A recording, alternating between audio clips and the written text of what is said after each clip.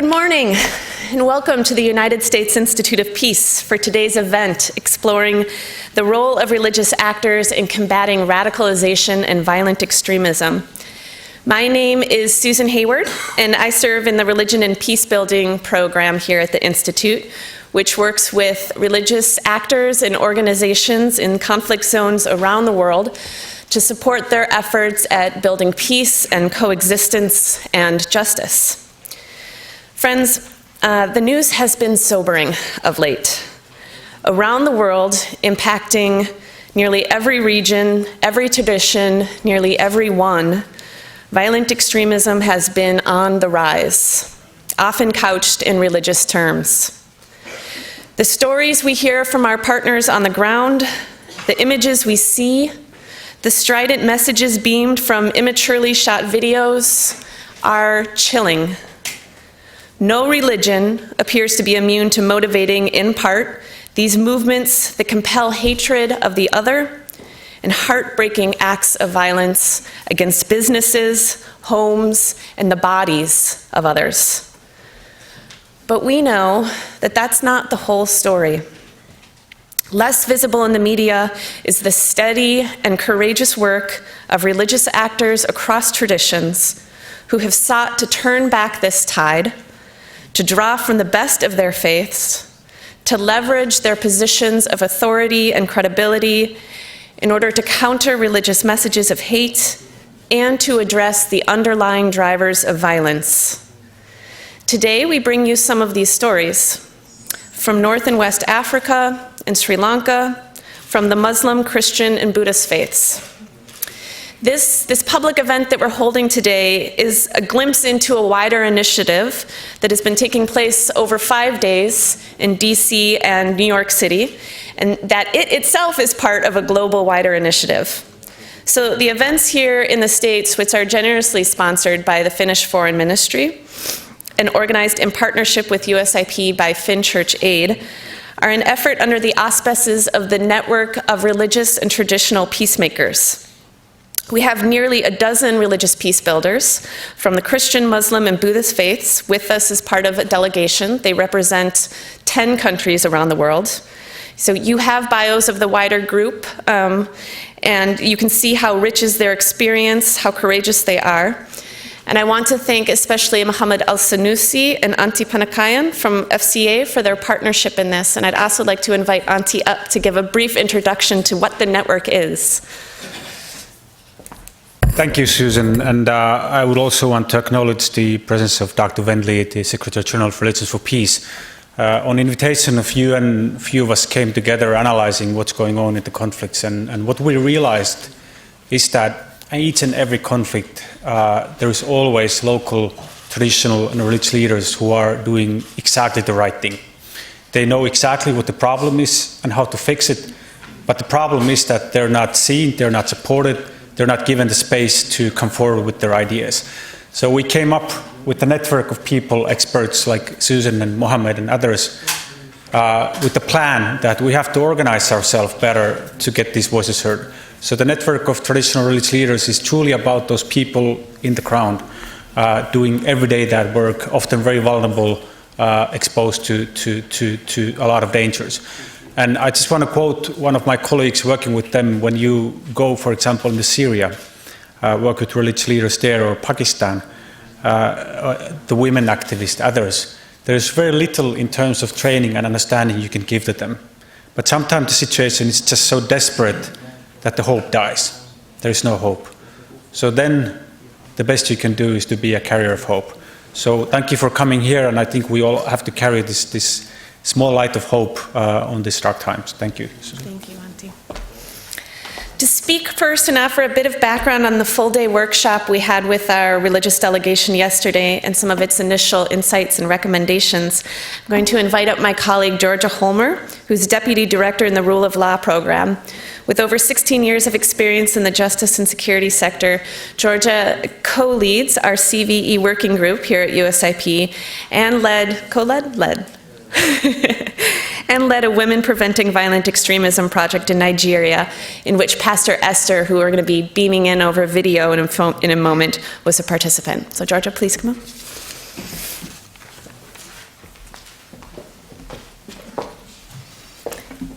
Thank you, Susan. Good morning and welcome to our distinguished guests. Yesterday I had the very profound pleasure of spending the day learning from a group of peace builders and religious scholars and practitioners about the role of religious actors in preventing violent extremism. And what was clear from the outset of our gathering was evidenced by the diversity in the room.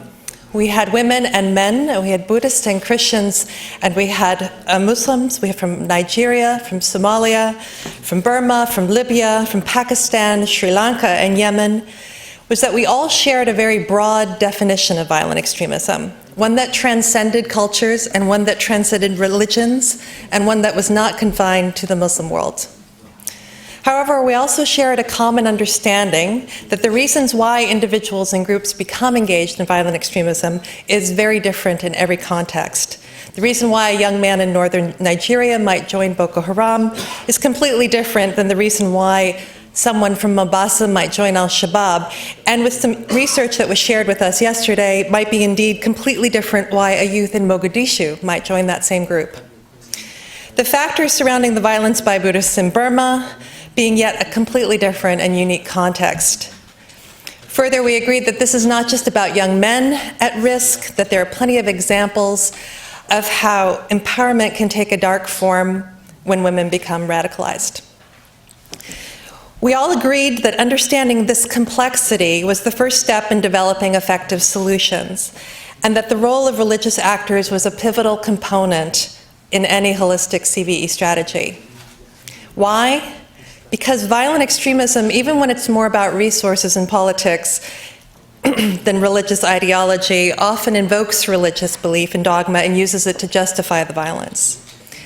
Because many religious leaders have the credibility and the influence in their community to help counter extremist narratives that pull vulnerable youth towards violence, whether it's through corrective interpretations of religious texts or through the promotion of tolerance and peace. Because religious leaders are uniquely positioned to work with those who are former militants and need help being reintegrated back into society. Because religious leaders are often a source of resilience in communities and a source of social cohesion. They're mentors, they're counselors, and they understand and see the challenges that people face, the vulnerabilities that exist in their communities. They can acknowledge and help address the feelings of exclusion, despair, frustration, and anger that often fuel radicalization. Because religious leaders, through interfaith work, can model and teach tolerance and empathy and nonviolent approaches to resolving conflict. And also because religious leaders are also political advocates and mediators and can help resolve the disputes and address the larger grievances that underpin local expressions of violent extremism. Over the past 2 years, USIP has been supporting a pilot program that explores the role of women in preventing violent extremism. And as part of this effort, we worked with a group of women interfaith leaders from the Middle Belt in Nigeria, in Jos and Kaduna. And what we learned through our engagement with them is that these women, by virtue of their work in peacebuilding and interfaith fora, and as religious leaders, are already equipped with many of the relationship building and communication skills that are associated with countering violent extremism. That said, one of the recommendations that this group presented to policymakers this morning was a request to develop more capacity and skill-building programs designed and tailored specifically to help religious actors engage in CVE. This morning you'll have the opportunity, as Susan mentioned, to hear from one of the participants in the Women CVE project by video, Pastor Esther Ibanga from Jos, Nigeria. One of the participants in the symposium yesterday eloquently referenced the saying that it's better to light a candle than condemn the darkness, and I really appreciated that metaphor. And it struck me as a very prosaic way of answering the question, what role do religious leaders play in helping to counter violent extremism? Religious actors can help illuminate a better understanding, and they can shine a light on a better path for those at risk of heading down a road towards violence. Thank you. I'm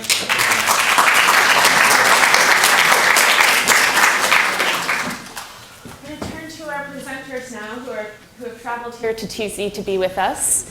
We're going to begin with the renowned Sheikh Abdullah bin Baya from Mauritania, who's now residing in Saudi Arabia, where he is a scholar at the King Abdul Aziz University. Sheikh bin Baya is founder and president of the Organization of Promoting Peace in Muslim Societies, and has been a vocal advocate against violent extremism couched in Islamic terms. His efforts recognized most recently by President Obama in his speech at the UN General Assembly this week. Translating for Sheikh bin Baya is Khamza Youssef of Zaytina College. Sheikh bin Baya. Alhamdulillah Rabbil Alameen.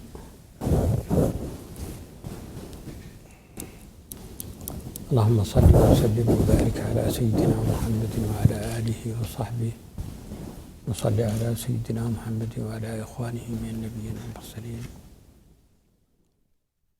أيها السيدة الفاضلة، أيها الأخوات سيدات والسادة، السلام عليكم ورحمة الله وبركاته. My distinguished introducer and all of the distinguished guests, peace be upon you. أولاً أشكر وزارة الخارجية الفنلندية التي قامت على هذا العمل، وأشكر مركز السلام، المعهد السلام الأمريكي الذي نظم هذه الاجتماعات على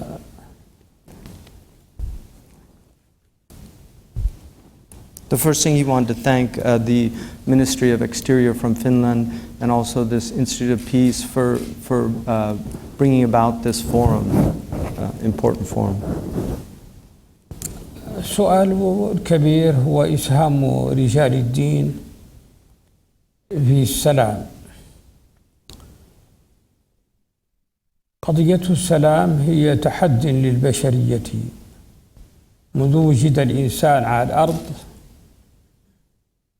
كان من مشكلاته الكبرى السلام، لأن البحث عن الثروة وعن القوة هو من طبيعة الإنسان، فكان هذا سببا للحروب. جاءت الأديان والفلاسفة والأخلاقيون والعقلاء لإيجاد حل لهذه المشكلة، لمشكلة الحرب في قلوب الناس، مشكلة الاعتداء، مشكلة القتل. من عهد آدم، من عهد ابني آدم المعروف قابل وهابل، بدأت المأساة. في كل زمن فيه تحديات. تفضل. نعم.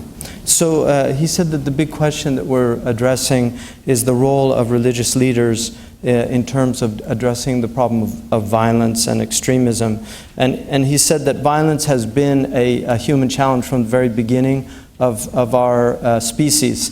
We know that human beings have a need for resources, and so sometimes that need actually confronts other people's needs, and so people clash over resources, and this ends up in this violence.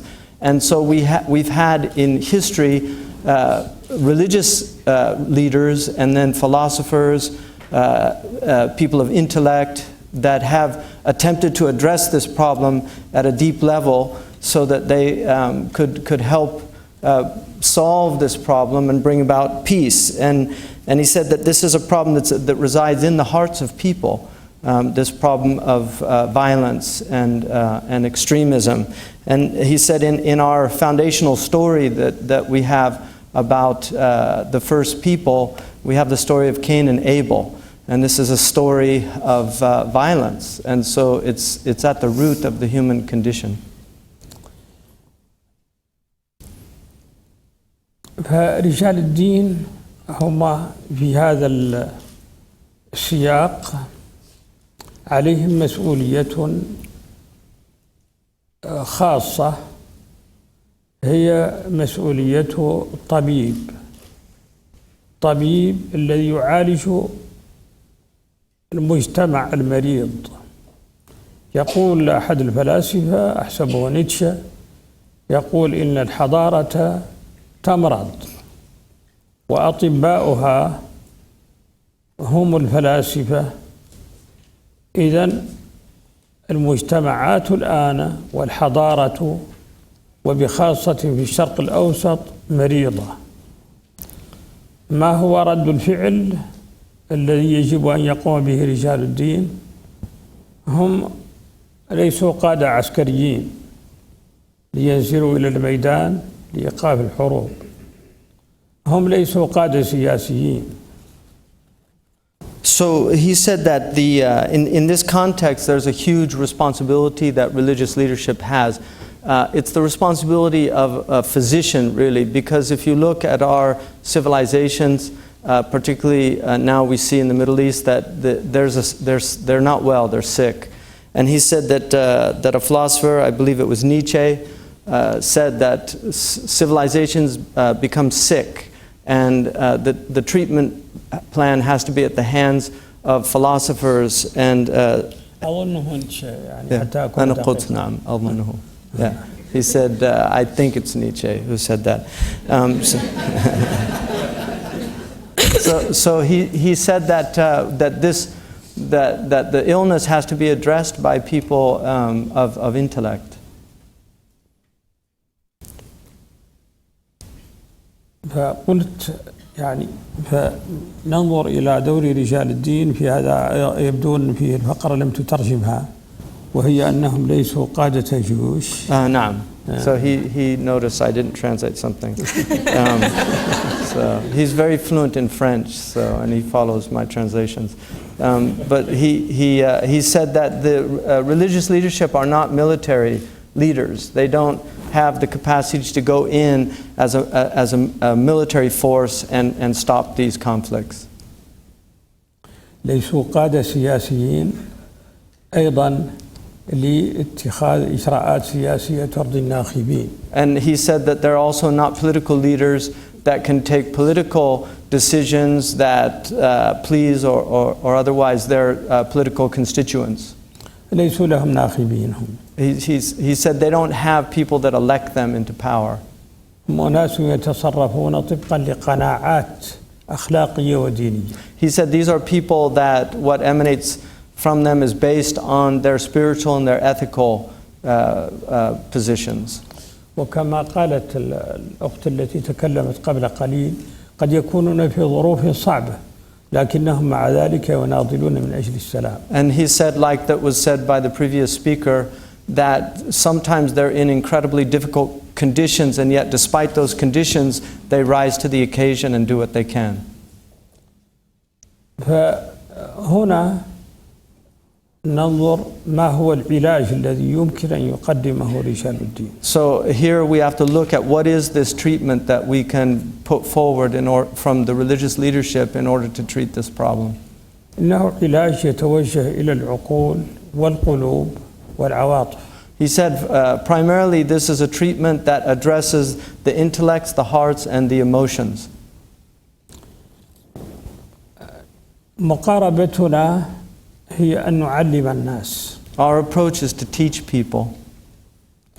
هناك مثل إفريقي. We have an African proverb. يقول إذا وجدت القرد مريضا بسبب دقيق أو ثمر الدقل، يعني نوع شجرة في إفريقيا، باو يعني شجرة في إفريقيا.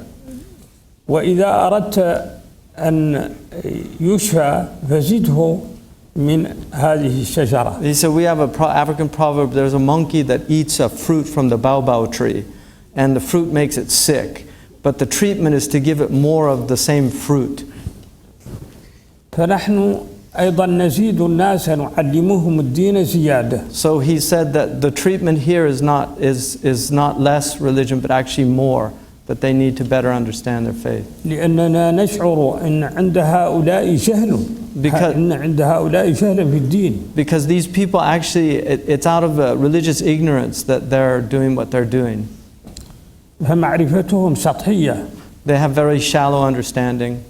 يستشهدون ببعض النصوص الدينية. They use some decontextualized verses and things from religious texts. وبعض التأويلات والتفسيرات. And their own interpretations and explanations. وبعض الأمثلة في التاريخ. And also some historical examples.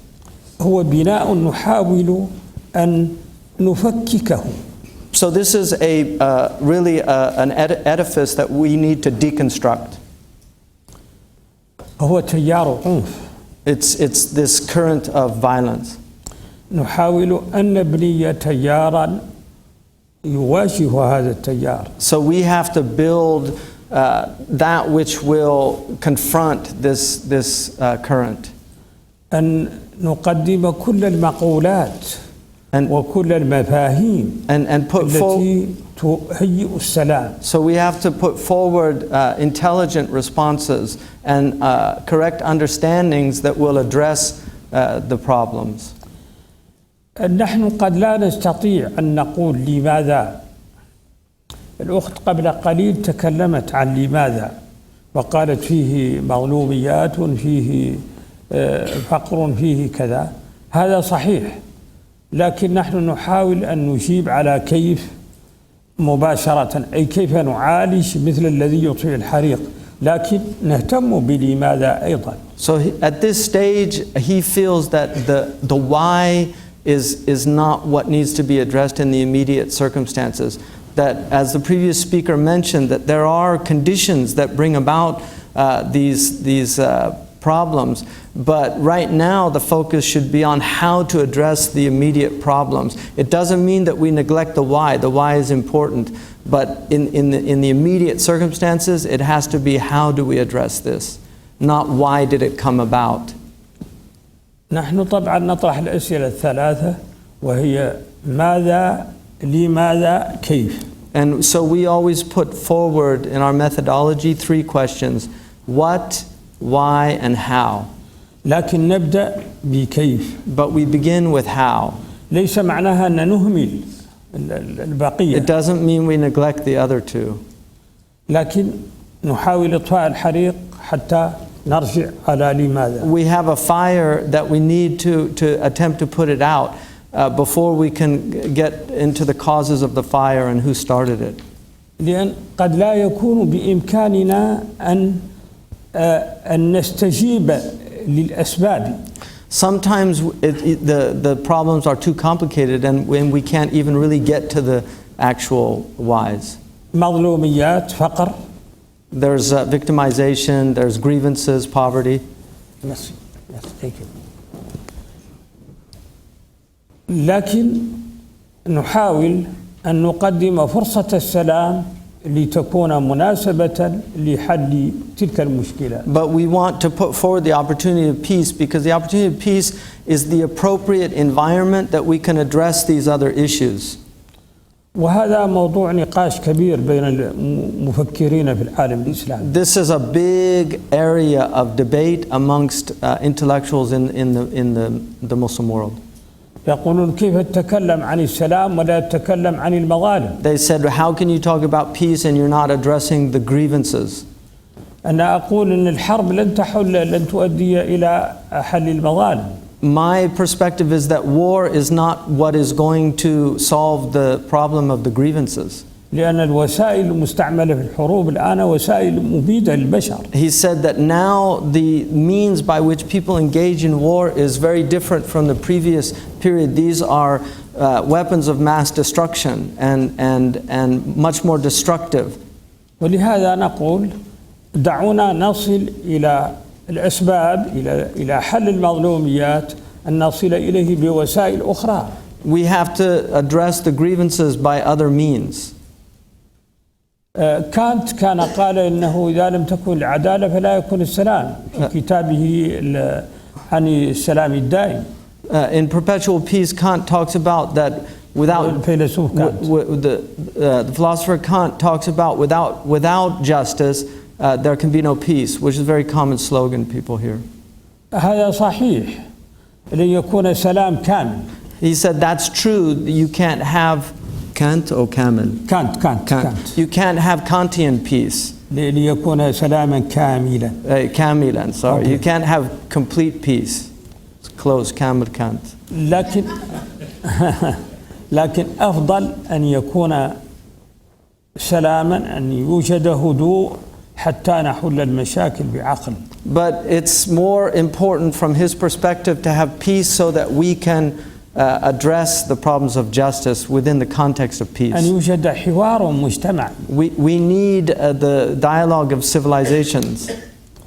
حوار مجتمعي. A societal dialogue. نعم. يشترك فيه رجال الدين مع الشباب مع النساء مع الجميع. حوار مجتمعي. This has to be the whole society has to engage in this dialogue. The men, the women, the youth, the religious leadership, political leadership. للبحث عن بدائل الحرب. So that we can really examine the alternatives to war. كما يقول أفلاطون يقول إن الحوار هو الذي يقدم البدائل المختلفة عن الحرب، وإن الحرب هي دليل على فشل الحضارة.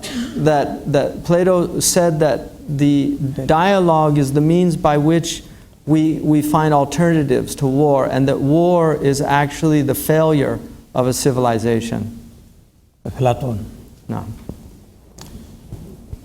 لهذا فمقاربتنا قد تكون معقدة، قد تكون طويلة الأمد، لكن إذا وصلنا إلى إقناع الكثير من الناس بهذه المقاربة يمكن أن نهيئ أرضية للسلام. So our approach might appear to be complex.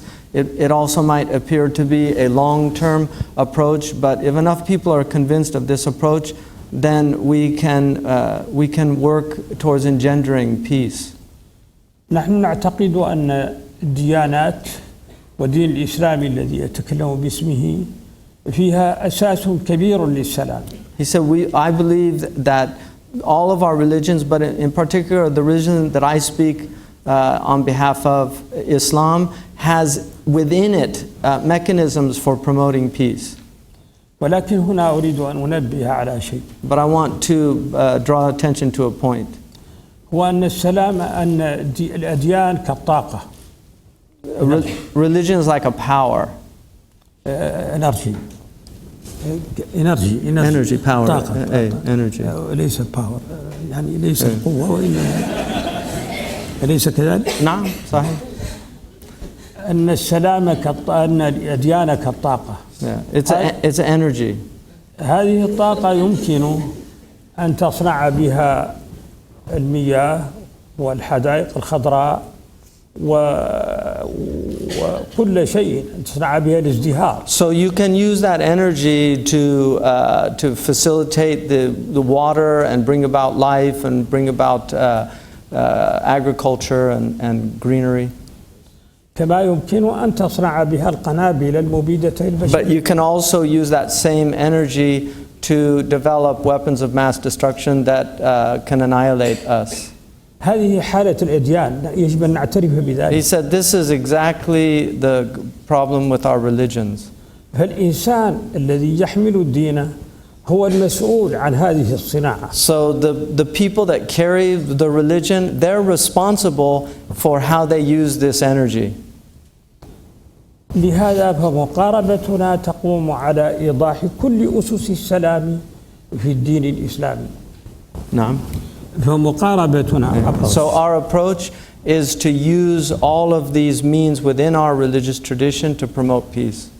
وتفنيد كل الآراء التي يتذرع بها الآخرون لتقديم وسائل الحرب. And also to reveal the sophistical nature of these arguments that people are using for the opposite approach. بما فيها تلك الذرائع التي قد تكون مفتراه ليست موجودة. Sometimes they use means that are actually just completely fabricated, that have no real basis or source. أضرب لهم مثلا عقدنا مؤتمرا قبل 5 سنوات. Just to give you an example, we had a conference 5 years ago حول فتوى لأحد العلماء في القرن السابع الهجري أي قبل 7 قرون. We have a fatwa from somebody who's from the 8th century. هذا العالم اسمه الشيخ ابن تيمية. His name was Ibn Taymiyyah.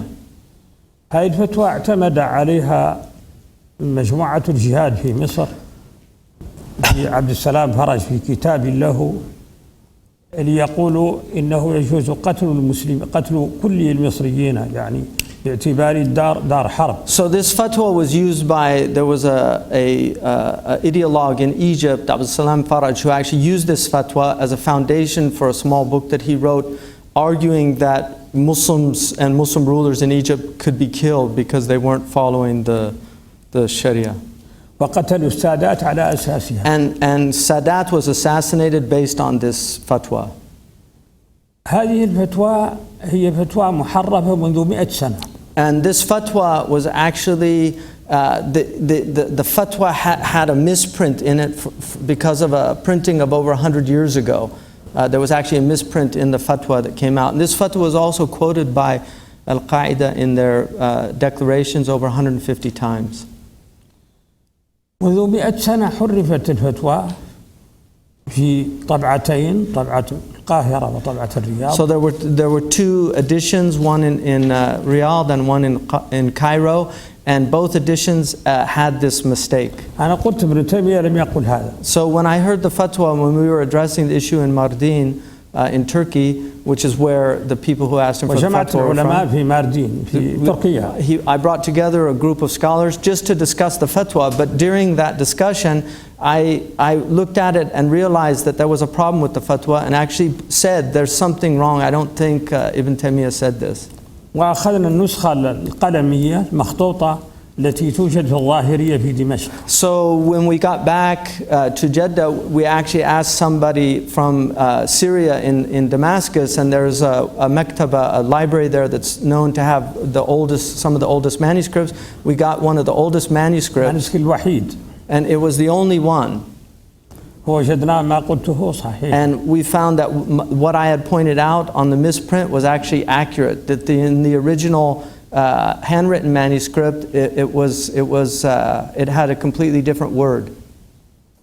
فاتفق العلماء جميعا على أن هذه الفتوى كانت محرفة. So we showed, and then everybody agreed, even though they didn't agree at the time. I'm adding that, but everybody agreed later that the fatwa was indeed misquoted. It was a misprint because the actual word, it said yuqatal, which means, that the ruler could be killed or fought or you attempt to kill him, whereas the actual word was yu'amal, that he should be treated appropriately, which is a completely different understanding. هذا مثال صغير. He said this is a small example. المهم أن نكون مجموعة كبيرة جيشا من العلماء.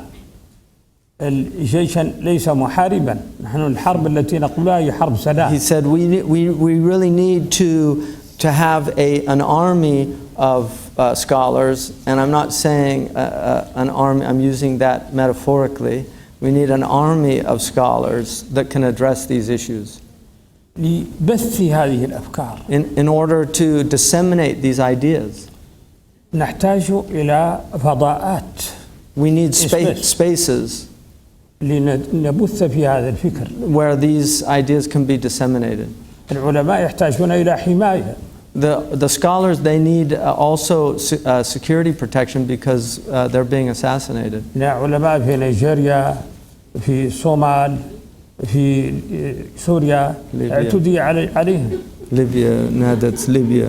في ليبيا نعم. So in these places like Somalia, Nigeria, Libya, Syria, many places, Yemen, that the scholars that are speaking out now against these positions, they're actually putting their lives into jeopardy, including the Sheikh.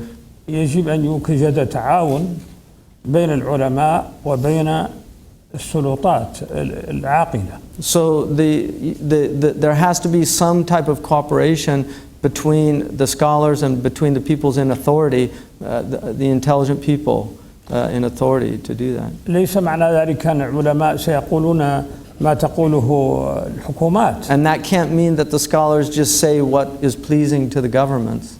ولكن هناك قدر مشترك. But there has to be some agreed upon area where they can work هو together. السلام. And that's peace. هذا الذي نسعى إليه. This is what we're engaged in endeavoring to do. وقد التقينا بعلماء من نيجيريا. We met with scholars from Nigeria. عقدنا اجتماع يومين حول هذا الوضع. We had التقينا بعلماء من الصومال قبل ذلك. we had a gathering for 2 days, and then we also had a forum with the scholars from Somalia.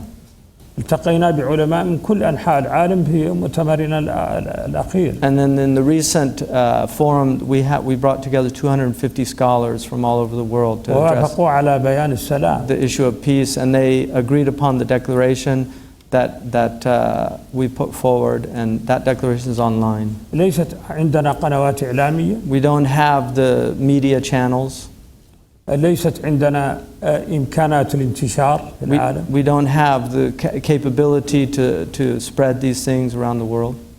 لكن مع ذلك سنحاول. But despite all of that, we'll continue to do what we can. وشكرا. والسلام Thank عليكم. you. شكرا جزيلا.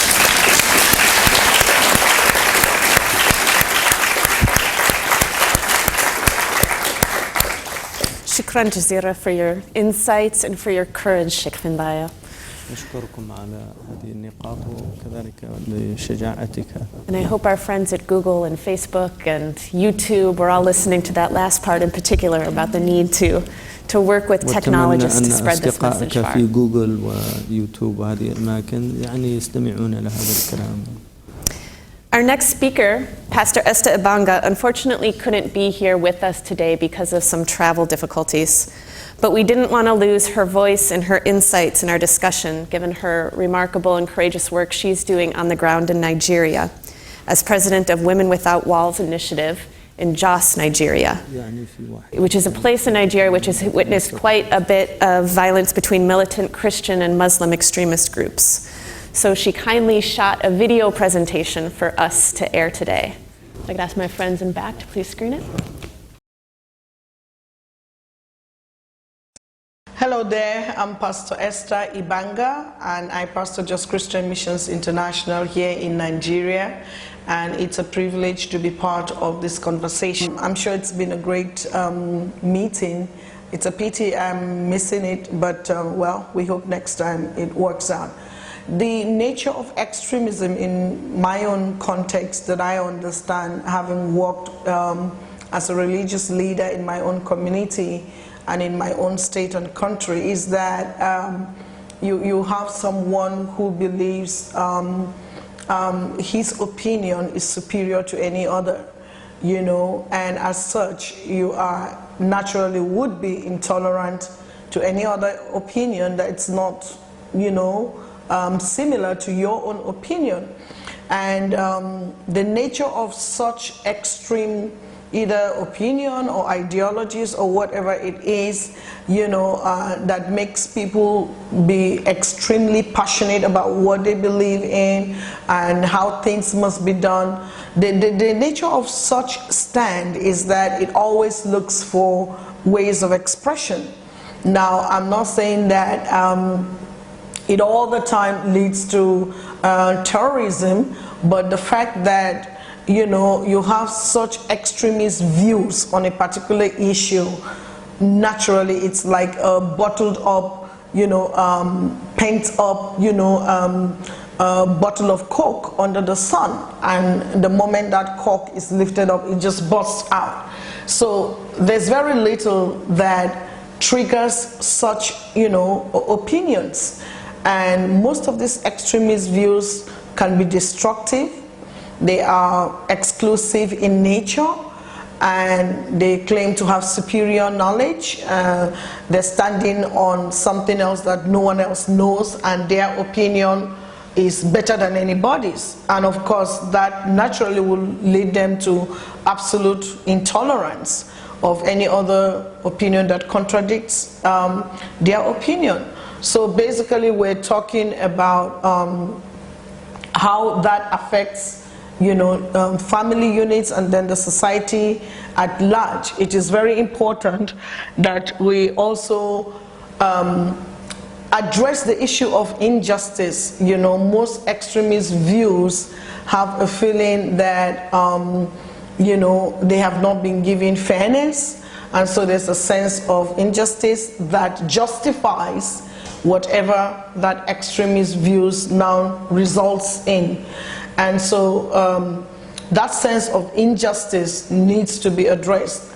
And I must say that as religious actors, we really do have a challenge, particularly female religious leaders, because you'll be surprised that even in the religious circle, first of all, there is very little platform for example, women that can participate and actually have their voices heard.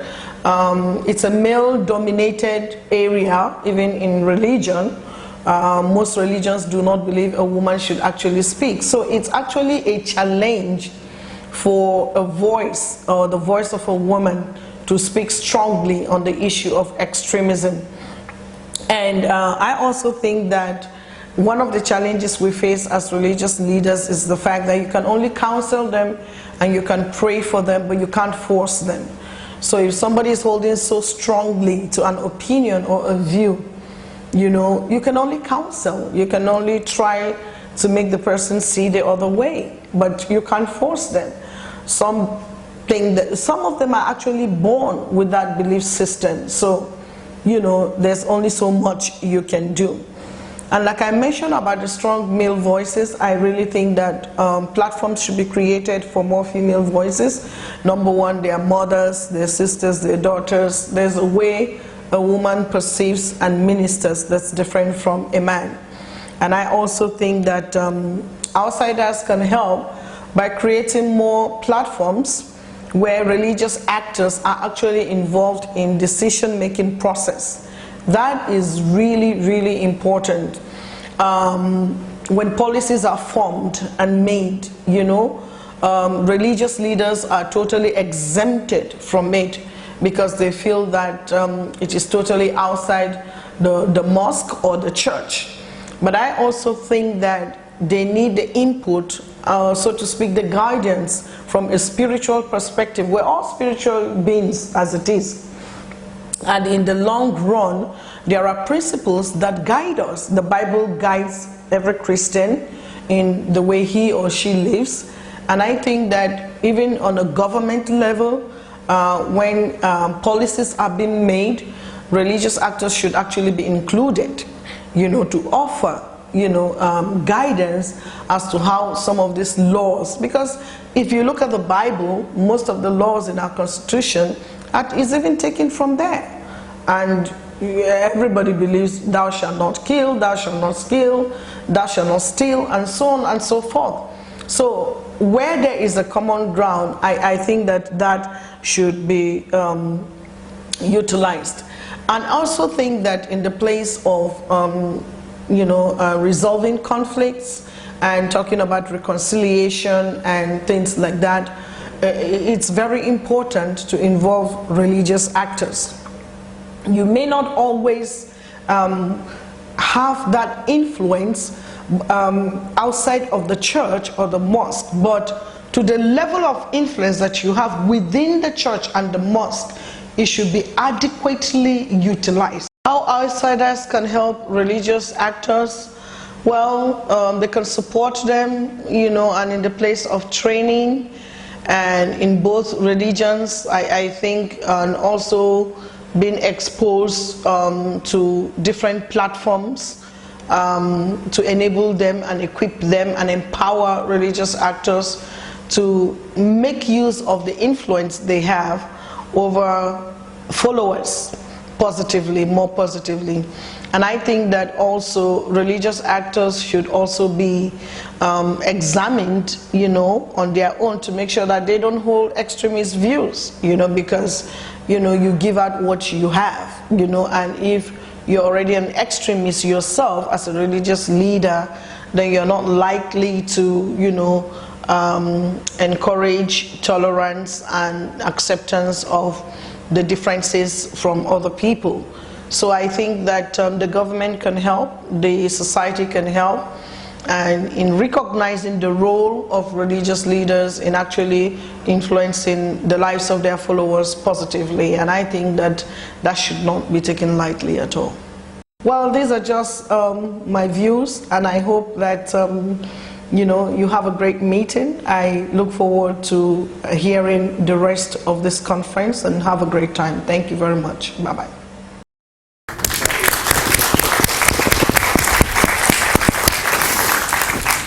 Our final speaker is a dear and old friend of mine, Vinya Aryaratna from the Sarvodaya movement in Sri Lanka.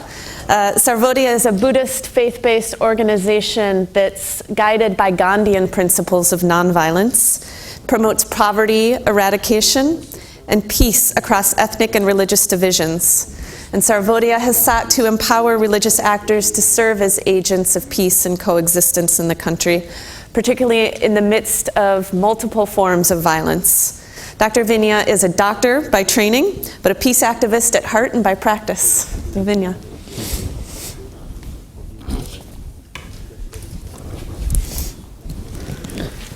Thank you, Susan, Sheikh bin Baya, distinguished ladies and gentlemen. I'm deeply honored and very humbled to be a part of this distinguished panel. I speak as a lay Buddhist, a practitioner who is connected to the Sarvodaya Shramadana movement of Sri Lanka, which is by far the most widespread grassroots development organization in the country, which is based on Buddhist and Gandhian principles, as mentioned by Susan. We work across all ethnic and religious communities in the country, and we have a history of working in Sri Lanka for more than 50 years now. Sri Lanka is a country which is now emerging out of a very violent conflict which lasted for more than 30 years. And today, though the war is not there anymore, we are trying to rebuild our country, which is a multi-ethnic, multi-religious society. And we have also experienced violent extremism in Sri Lanka during the last 3 to 4 decades. The more prominent one has, of course, been the ethnic strife that had affected our country for nearly 3 decades. But there were also other insurrections, youth insurrections, very violent insurrections, twice in our history, which had also claimed the lives of hundreds and thousands of youth who belonged to both ethnic communities. Now, I would say that religion played an insignificant role in those conflicts compared to what some of the recent trends that we see in our country today. We have seen during the last few years actions by certain Buddhist monks who have taken up a confrontational stand against the Muslim community in Sri Lanka, which is very unfortunate. And this has also resulted in serious riots recently, and where a number of lives were lost, and also significant damage to livelihoods and also to property. It's not my intention to go into a deep analysis of the causes, effects, and possible solutions to the varied forms of violent extremism that we see, or the trends of violent extremism that we see in our country, but to reflect on how ordinary people read this situation and what we are trying to do to promote peace and harmony in our part of the world. I also draw from the experiences that were shared during our deliberations from yesterday with my colleagues who also come from some countries which face similar challenges.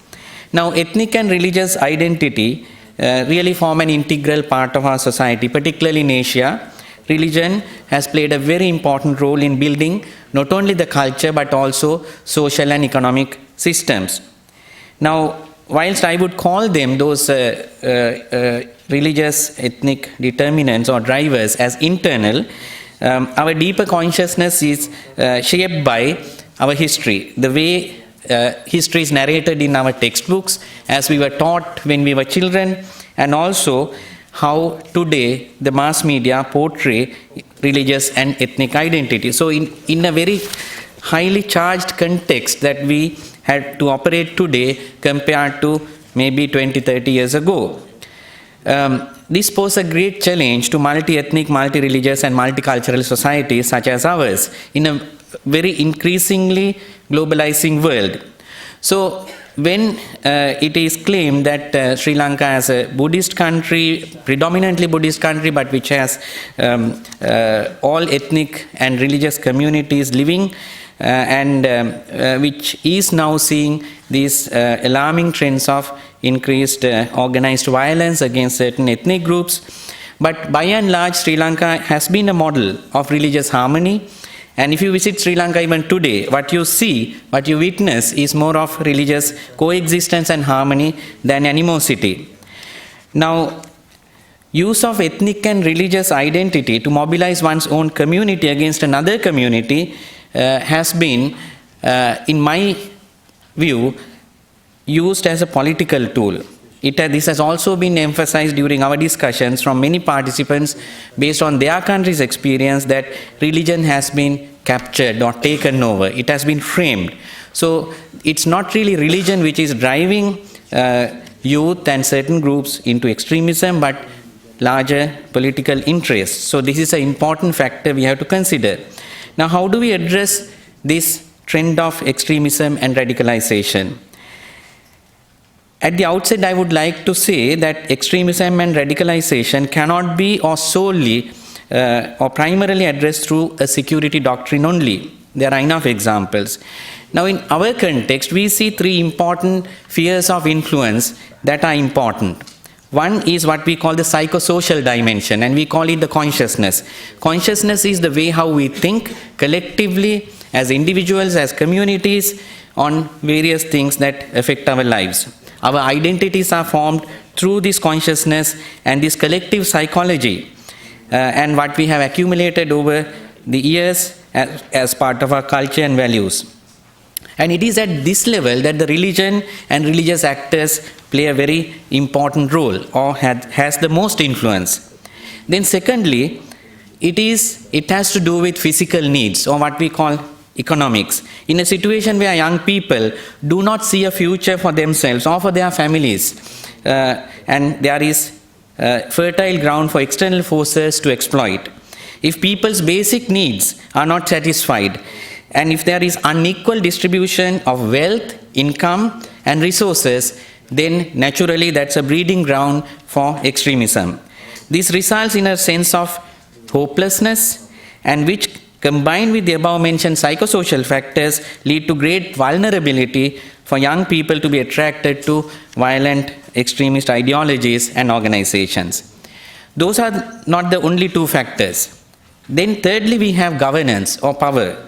We all know that politics is an important driver. When people feel disempowered, disenfranchised sometimes, they cannot take part in the decision-making processes that affect their lives, that lead to deeper frustrations and enhance their vulnerability further. In today's globalized world, local violence is not just driven by local factors. Global policies as well as interpretations of ethno-religious identities may even provide legitimacy to some acts of extreme violence as we see in our part of the world today. We therefore believe that any action to prevent or combat violent extremism should be an integrated, holistic and multi-level approach that addresses psychosocial, economic and political determinants. Now, coming back to our own experience in Sri Lanka, we have been constantly and in a systematic way have attempted to address these issues for several decades, even at time when we were facing a very bloody war. And we have also come up with innovative and sometimes very rapid action to address sudden eruption of violence. Therefore, early warning systems, the religious leaders as well as those secular organizations which can identify these trends of violence early and can act, it will make a huge impact in combating or preventing violence. Now, at the level of consciousness, our work primarily involves facilitating greater understanding of one's own religion. The religion is misinterpreted. Now, Buddhism is a very, very peaceful religion which promotes ahimsa, non-violence in every aspect, thoughts, deeds, and words. However, it has been interpreted by certain groups in a very different way. Therefore, we also have to understand not only our own religion, but how we relate to other religions, particularly in a multi-religious, multi-ethnic society. So we have been involved in not just education of our own communities, but also relating to other teachings of other religions, and we have researched and published books for children, youth, to learn and understand basic religious teachings of other traditions. Sometimes they are simple storybooks. They have been published in both Sinhala and Tamil languages, the languages that are mostly spoken in Sri Lanka and distributed throughout the country. They have had a tremendous impact of promoting understanding. We also recognize the important role played by the religious leaders themselves and also other religious actors. Interfaith dialogue and understanding has to be promoted. Now, sometimes we are being criticized for promoting interreligious activities. However, if you prepare the religions and religious leaders first to look at their own religions before they have interreligious dialogues, then I think we can have a very big impact. During the last 3 years, we have organized such programs involving hundreds of religious leaders, which include training and capacity building. We see now a disconnect between sometimes the traditional religious leaders and younger generations because they cannot readily relate and interpret the teachings of religions in a way that is relevant to the present day generation's needs and aspirations. So there has to be a certain facilitation to build capacity and to get them to be equipped with certain skills that are required. That may include communication skills, understanding how to use certain types of technologies, how to use multiple sources of references, and so on.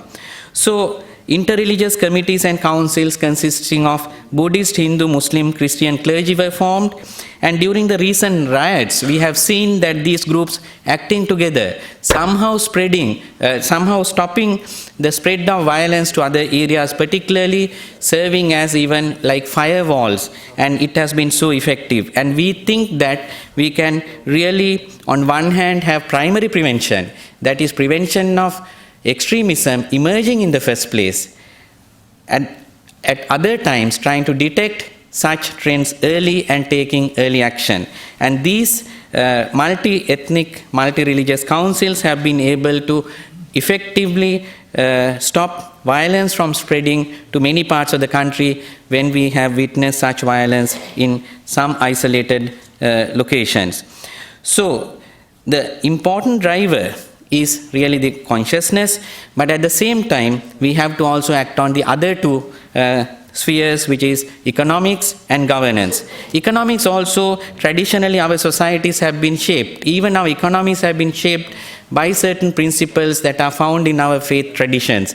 We have Buddhist economics, where are certain principles of sharing, how an economy should be organized around the principle of justice, equality. That is very important. Today, our per capita income as a country is very high. We are a middle income country. We are no longer a poor country, but the income distribution is so skewed that there are so many disparities, and even if you take certain basic indicators such as malnutrition or even infant mortality rate, health and social indicators, the national indicators are very good, but then you see vast disparities between districts and regions.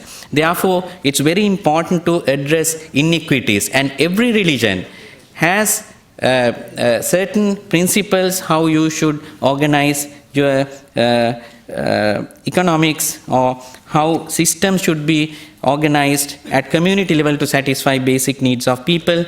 We need to have the religious leaders and religious actors reflecting on those economic principles as well, and that can also affect policies. Lastly, the aspect of governance. We all know that we would like to be part of decision making, of decisions that affect our lives. The principle of subsidiarity. Has it been really practiced in our country? Most of the violent groups or the groups of, say, youth who are attracted to extremist groups have felt that they have no part in the decision making. So basic principles of democracy, by way of forming community organizations, get them to be involved, get them to be part of electoral processes, local government elections, promoting dialogue where you can influence policies at multiple levels. Those are important interventions that can also prevent extremism and radicalization. Now, what can religious leaders do in that context? Now, we have formed these smaller groups or committees which are really looking at social issues at a local level, which brings together religious leaders and also representatives of organizations which have a spiritual basis, and that has been very effective. Those have been very effective in expanding the democratic space for various interventions. So finally, what I would like to say is that religion has been used as a tool for division, whereas all religions do not preach division or hatred or violence. Particularly in our society where civilizations have been built on faith-based traditions, we need to do much more. We can't take it for granted anymore. We have to come together, particularly those of us who are working from the civil society organizations with drawing inspiration from great religious traditions. We need to work together. But our local actions can succeed only if external drivers are also promoting harmony and promoting coexistence at ground level. Therefore, those policymakers who are working at international policymaking institutes should also take into consideration that we have to work together in a common framework where we support each other rather than undermining each other's work.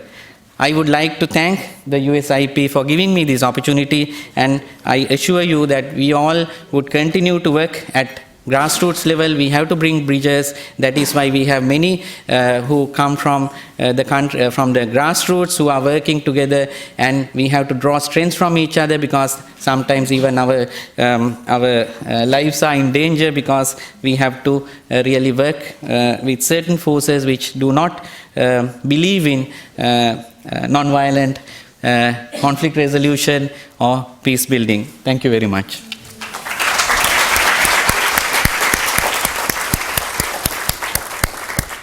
We have about 20 minutes to open it up for question and answer, and I ask that you form lines. There's 2 microphones halfway up the auditorium, so if you can form lines behind them. And while you're doing that, because Syria is so much in the news, I also invited my colleague Hind to say a couple words about the work that's being done with religious actors in Syria as well. And just to warn you guys, our group is going to have to leave. I'm going to have to end this precisely at noon, because our group is going to be going to the Hill for Juma, for Friday prayers. So bear with me if we're not able to get to all of your questions.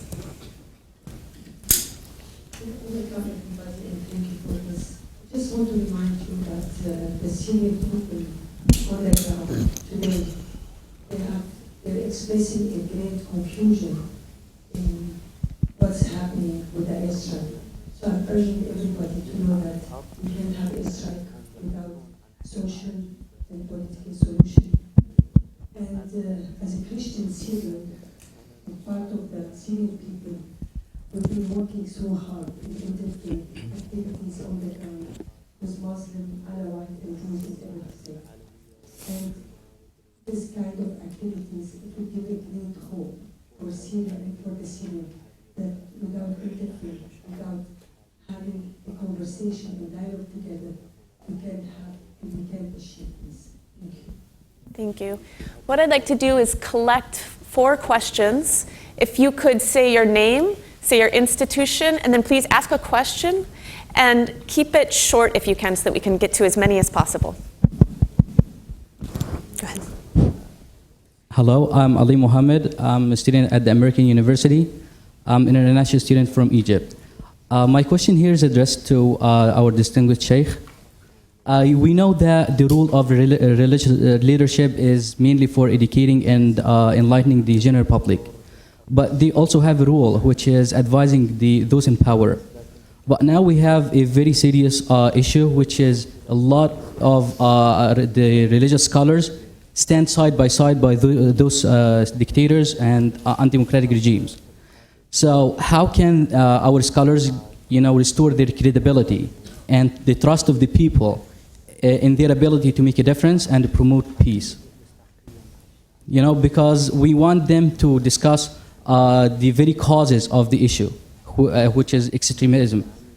A lot of youth nowadays, especially in the Middle East, they don't have a chance to be part of the decision-making process. Okay. Yeah. Thank you. Can we collect 2 more questions and then we'll, please go ahead. It should be on if you just speak into it. Hi, thank you. My name is Karen Volker, and I'm with an organization called Cure Violence. And we take a health approach to developing the style of gun violence that really relies on credible messengers like yourselves, setting norms and expectations about violence. So my question to the panel is whether you think it would make a difference if instead of promoting peace and coexistence and the positive thing, there was a much clearer focused message on not doing violence. And in doing so, create more space for those efforts to promote peace and coexistence to have success. Okay, thank you. Many thanks to USIP for hosting this important issue. My name is Yasser Zaidan. I'm a graduate student in the Institute of World Politics. My question is for Sheikh Bimbiya. It has been always an important role for religious leaders in Muslim countries to reform and take deed. But the problem is that there are some religious texts that hasn't been more organized or interpreted. Like some hadith in Sahih that has to be misprinted, as you said, the example of fatwa. Also, such example, the examples that you said about the fatwa of Sheikh Ibn Taymiyyah. This is the first time I heard about it. Why it isn't published in a more wider way? Thank you very much. Thank you. Peter, why don't we do one more? Go ahead. Yes, Peter Kovac, retired Department of State diplomat and interfaith activist.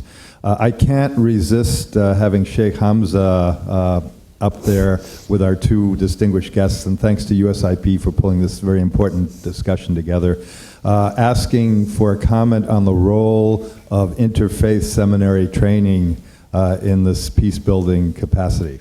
Thank you. Thank you. أنا يعني لازم أسأله يسألني عن أهمية المدارس. The last question was about interfaith seminary education. Interfaith seminary education, the role that it plays in peacebuilding. You can speak to it. I think I'll answer the last question. We have been promoting the interfaith dialogue mainly, and also connecting the religious leaders from different faiths to their lay followers. That's a very simple model. I don't know whether I got it. That's good. The other questions we had were on the focus on governments, the promotion of nonviolence instead of peace, and then هل نركز على عدم العنف أو نشر السلام؟ يعني فهمت؟ Did you? I mean, she's saying on basically how you frame. How we frame it. How we frame it. Putting the focus on not resorting to violence. يعني as opposed to الإطار نركز على يعني أن لا نستخدم العنف أو أن يعني ننشر السلام؟ هو يعني السؤال يضع مقابلة بين شيئين هما متكاملان في حقيقتهما. He said that the question is really putting two sides of the same scales, that they complete one another. فعدم العنف هو السلام. He said not using violence is also peace. طبعا هناك فيلسوف يقول إن السلام ليس انعدام الحرب وإنما السلام هو الأخوة بين البشر، هو الأخوة التي تقوم في القلوب. So there's a philosophical opinion though that peace is not simply the absence of war, but rather the fellowship of humanity, that people have in their hearts a sense of human solidarity. لكن عندما نريد أن نتكلم عن السلام لا بد أن نتكلم أيضا عن إيقاف العنف. So when we want to speak about peace, we're speaking about it also because we have to speak about ending the violence.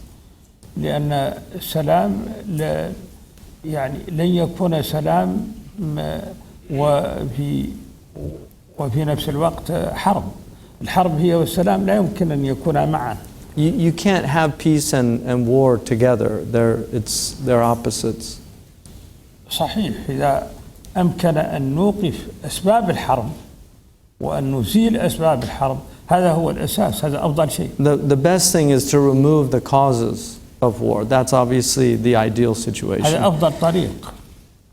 And that's the best approach. لكن إذا لم نستطع فعلى الأقل نحصل على سلام تدريجي، سلام ناقص. But if we can't do that, then at least we have to get a peace that is incomplete. In other words, it has shortcomings. ليس مثاليا. And it's not the ideal situation, and sometimes we have to do that piecemeal. وليس مثاليا. It's not the ideal situation.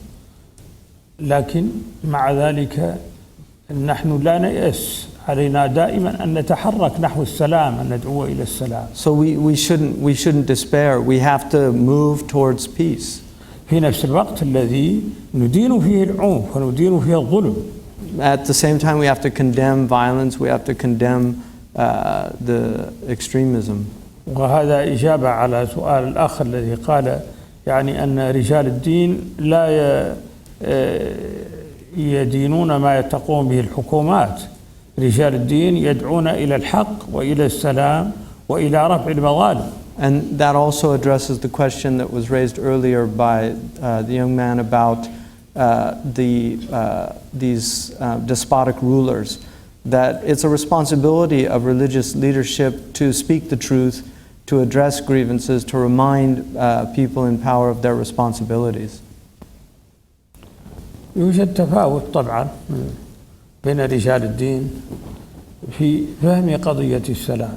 So there's obviously levels of understanding amongst religious leadership about this problem of peace. فمنهم من يقول مثل كانت، رجال الدين الإسلامي ككانت أيضا، بعضهم يقول العدالة أولا.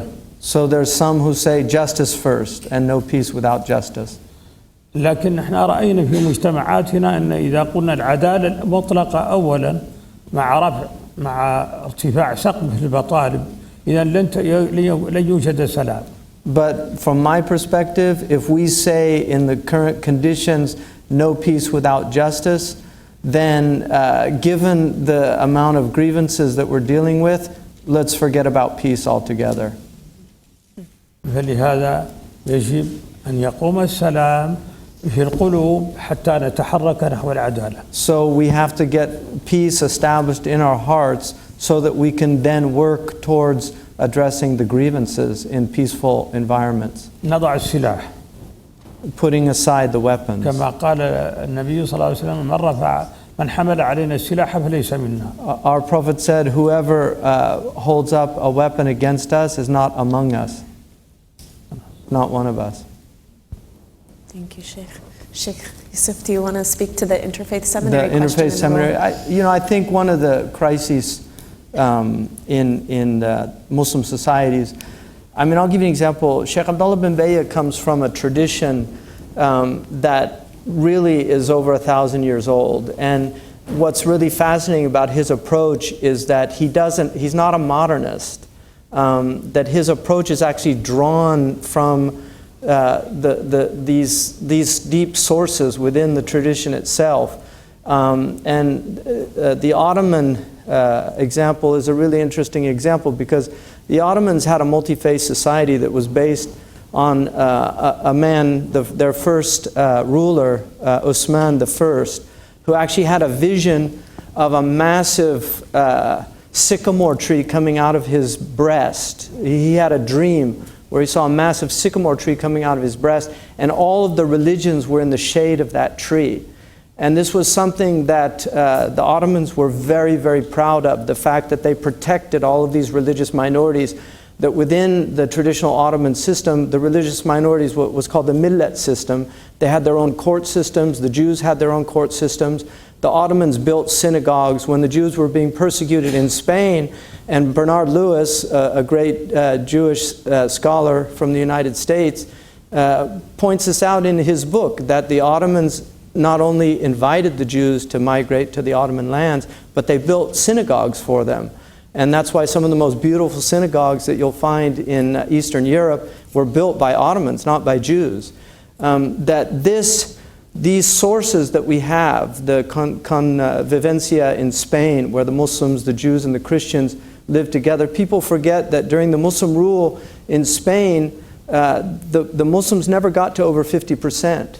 That they ruled a country that was still a majority of Christians, and the Christian churches were preserved. That the fact that we've lost so many of these communities, this is one of the great scandals of Muslims in human history. What's happening in Syria to these Christians who have been there for 2,000 years. I mean, these are some of the oldest Christian traditions that we have, the Nestorian, the Jacobite, the Malachite traditions.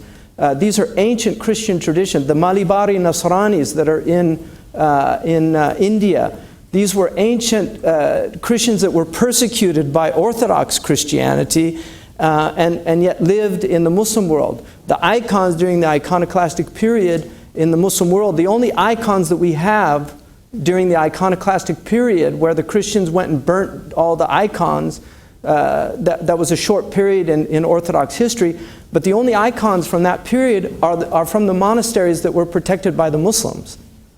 And so Muslims traditionally understood this, that there was a responsibility toward religious minorities, and this unfortunately is from the massive ignorance the religious ignorance that we have, and that's why Sheikh Abdullah, his argument, Jonathan Swift said we have just enough religion to hate one another and not enough to love one another. That's a very apt truth for our age, that we have forgotten, as was pointed out about the axial faiths, that they came in a time of immense immense violence and conflict, and were actually introduced to remove that. Karen Armstrong, in A Prophet for Our Time, about the Prophet Muhammad, argues that his central thrust was to create a peaceful environment on the Arabian Peninsula, because there was so much violence and vengeance. So we've fallen back into this what they call the Jahili period.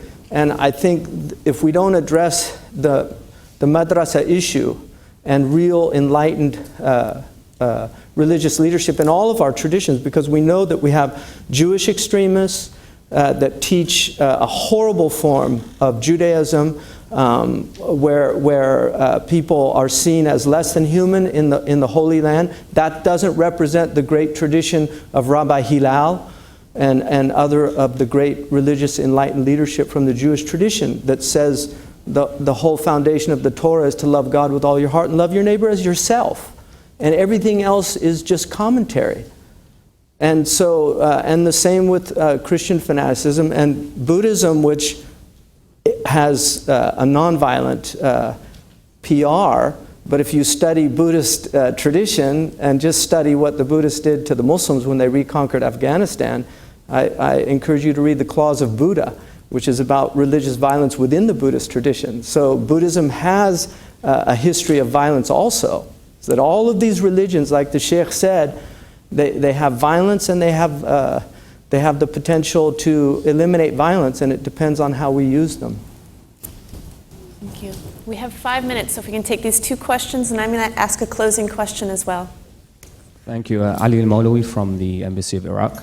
I'd like to ask the distinguished speakers whether they see a difference in terms of root causes between sectarian-based conflicts and conflicts between religions.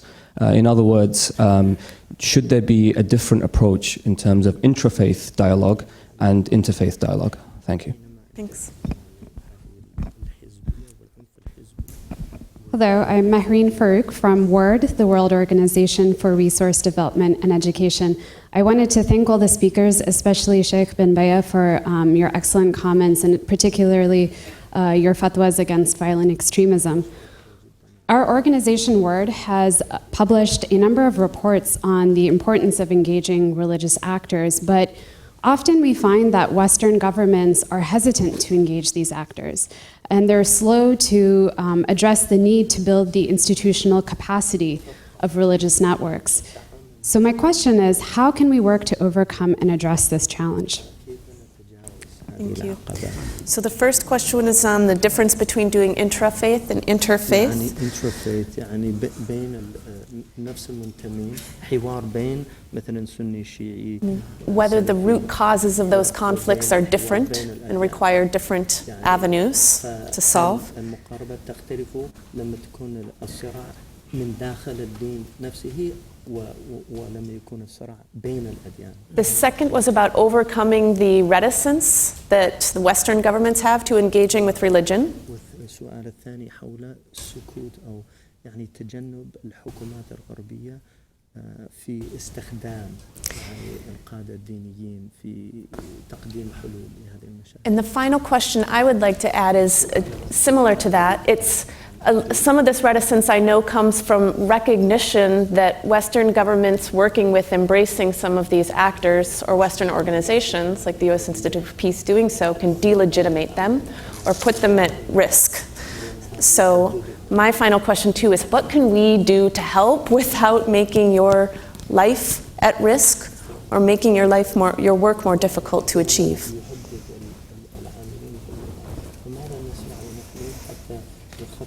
تهديدات لأمثالكم.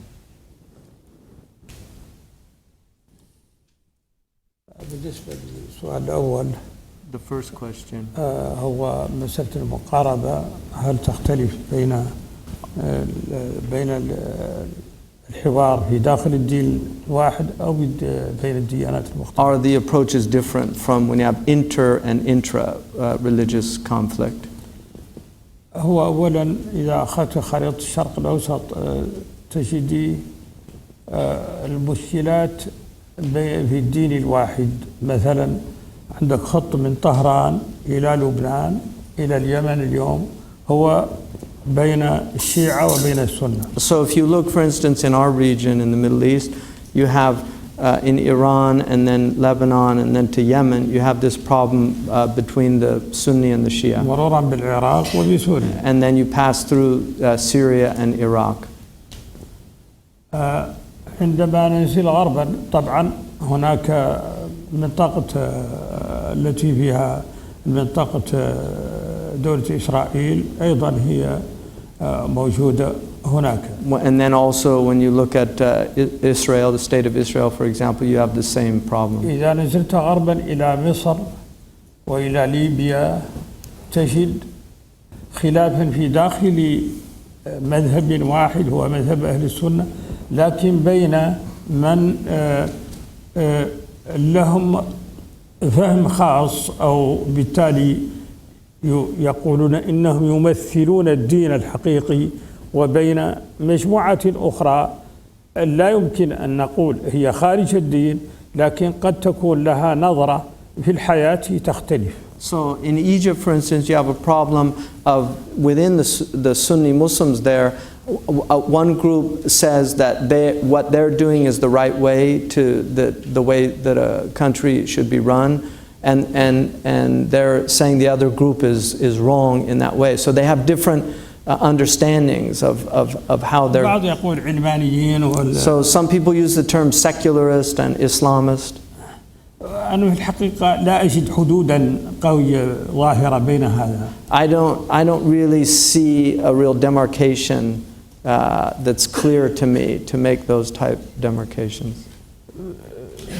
فالحقيقة أن المقاربة هي أن نبحث عن حوار جاد ينطلق من مصالح الأوطان ومن سعة الأديان. So for me, the approach has to be based on a dialogue that emanates from a serious dialogue that emanates from a desire for understanding, and then also looking at the shared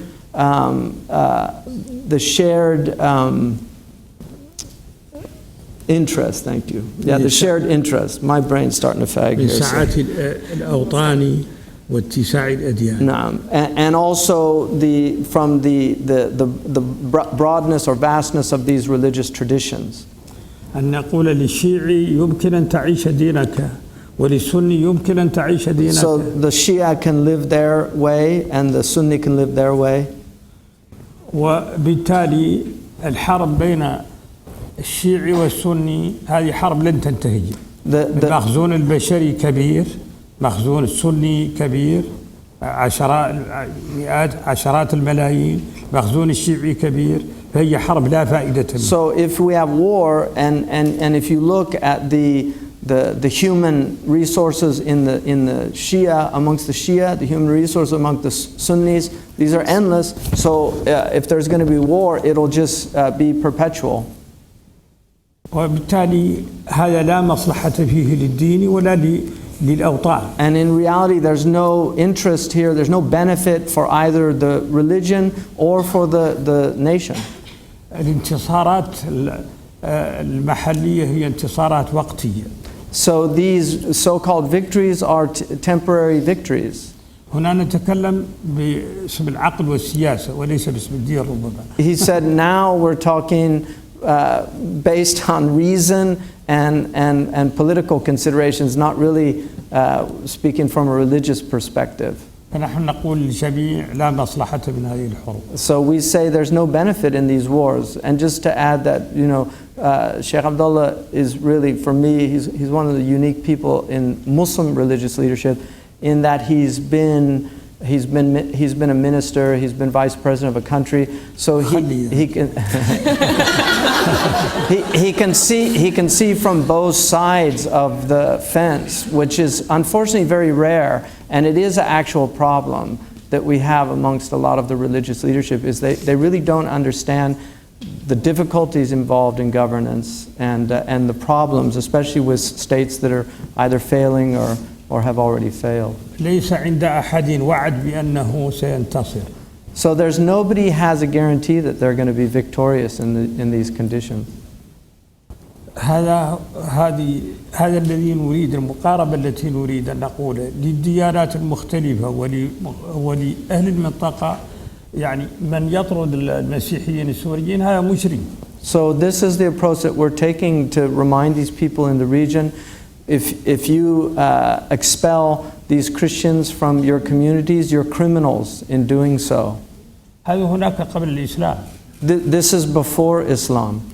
من 13 قرن لما أراد أحد الخلفاء أحد الحكام 1300 years ago, المسيحيين من الجبال. There was one of the rulers, Muslim rulers, wanted to remove Christians رد عليه الإمام الأوزاعي من أكبر علماء from the mountains in Lebanon, and Imam al-Awza'i, one of the great scholars of that period, prohibited, and he said you can't do that. And so he stopped. Yeah. هذا يدل على أهمية التعاون بين رجال الدين وبين الحكام. And this story is a clear indication of the importance of the religious leadership to be involved in these decisions that can sometimes be على الحكام أن يعرفوا أنهم لا يمكن أن يحلوا مشكلة الحروب وحدهم. So they need to understand, these rulers, that they can't solve these problems alone. في الغرب أو في الشرق. either in the east or the west. وأنهم لا بد أن يتعاونوا مع رجال الدين. They have to engage the religious leadership. انطلاقا من العقل ومن الأخلاق. Emanating from both a rational point of view, but also a moral imperative. وهذا التعاون ممكن. And this is an engagement that's possible. It's a cooperation that can be يجب أن realized. نبحث عن الأدوات والآليات. So we need the tools and the measures that can be taken. وأن نسير إلى الأمام إن شاء الله. And to keep moving forward, progressing. شكرا. Thank you. Vanya, do you want to say a last word? The last question, it's about the Western government's engagement with religious leaders. I think in recent years there had been a lot of positive trends. We have seen institutions like the World Bank, the United Nations engaging in a very formal way. And there are networks like Religions for Peace. I think the lesson is that we need to rely on existing institutions and their enormous experience in engaging with the religious leaders. Sometimes these institutions really try to reinvent the wheel. I think that's not required. There is a knowledge base. There are tools that have been developed. So these governments can always rely on those experienced institutions, networks which have really supported the interreligious work and also promoted conflict resolution on the ground. Then on the last question about how best can you support those groups which are working under very difficult conditions, again it depends on the context. Different countries have very different conditions. They are again listening to those actors. What are the best ways in which you can support and strengthen without jeopardizing them? How certain policies of the same government can have different effects on the ground in those countries. I think those have to be carefully analyzed, and then this continuous engagement with the actors concerned, you can really come up with the best strategy. It's not straightforward to say this is how you should engage. I think we have to work it out very intelligently, assess the risks involved, and I think there have been progress made on those lines as well. We have generic lessons that we can learn from the countries that we have been working, and we have to further develop those tools, and then I think we can find the right answer. And I would just say, too, that we had a very fruitful discussion with policymakers from the U.S. government this morning that was very frank and very open, and there was a lot of willingness expressed, not any reticence at all, except for a desire to ensure that the way in which the U.S. government and policymakers are supporting these religious actors doesn't undermine their legitimacy or their efforts or put them at risk. So, friends, there's a lot of bad news in the media, but we know that that's not the whole story. There are also these good news stories of Buddhist monks in Myanmar who are opening up their monasteries to protect Muslims, of the Muslim communities who are speaking out in protection of the Christian communities who have lived in the Middle East forever. Let's keep, forever, for 2,000 years, let's keep telling these good stories. Let's share them on Facebook. Let's put them on YouTube. Let's share them with our friends. And on the way out, to help you do so, Sheikh bin Baya has provided some party favors. He has a copy of the fatwa that he put out recently condemning ISIS and its violence, bringing up Islamic tenets and hadith and Quranic passages that challenge some of the notions, as well as his book, The Culture of Terrorism. So please join me in thanking very much our speakers for the work that they do and their reflections with us.